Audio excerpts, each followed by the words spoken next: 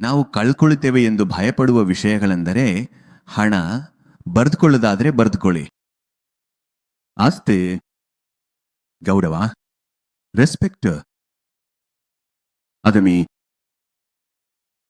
Position, ಸಂಬಂಧಗಳು, ಪ್ರಭಾವ ಅಂದ್ರೆ ನಮ್ಮ ಇನ್ಫ್ಲೂಯೆನ್ಸ್,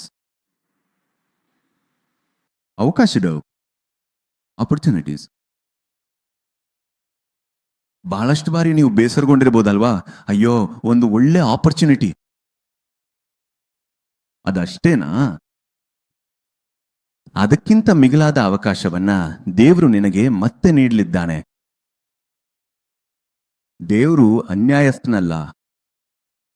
ನಾವು ಕಳೆದುಕೊಂಡಿರೋ ವಿಷಯಗಳು 2ರಷ್ಟು ಪುನಃಸ್ಥಾಪಿಸಿ ಹಿಂತಿರುಗಿ ನೀಡುವನು. ನಂಬಿದ್ರೆ ದೇವರಿಗೆ ಸ್ತೋತ್ರಗಳನ್ನು ಸಲ್ಲಿಸಿ. ಹಲ್ಲೆಲೂಯಾ. ಕಳೆದುಕೊಂಡೆವು ಎಂಬ ನೋವನ್ನ ಕ್ರೈಸ್ತರಲ್ಲಿ ಬಹಳಷ್ಟು ಜನರಲ್ಲಿ ನಾನು ನೋಡ್ತಿದ್ದೇನೆ. ಅಣ್ಣ, ಕೆಲಸ ಕಳ್ಕೊಂಡೆ ಅಣ್ಣ,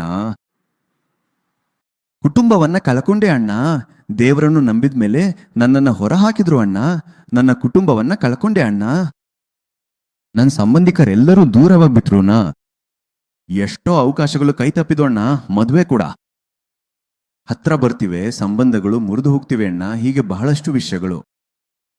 ನಾನು ವ್ಯಾಪಾರ ಮಾಡೋಣ ಎಂದು ನಂಬಿ, ನಾನು ಅಲಯನ್ಸ್ ಜೊತೆ ಒಬ್ಬರನ್ನು ನಂಬಿ ವ್ಯಾಪಾರ ಮಾಡಿದೆ, ಹಣವನ್ನೆಲ್ಲ ನಾನು ಕಳೆದುಕೊಂಡೆ. ಈ ಮಾತುಗಳನ್ನು ಕೇಳಿದಾಗ ನೋವಾಗ್ತದೆ, ಆದರೆ ಭಯ ಪಡಬೇಡಿ.